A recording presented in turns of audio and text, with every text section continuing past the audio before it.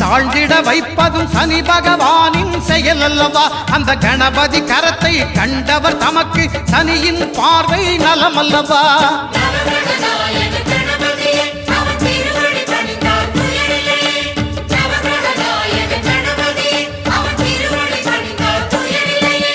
ஒன்பது கோளும் ஒன்றாய் காண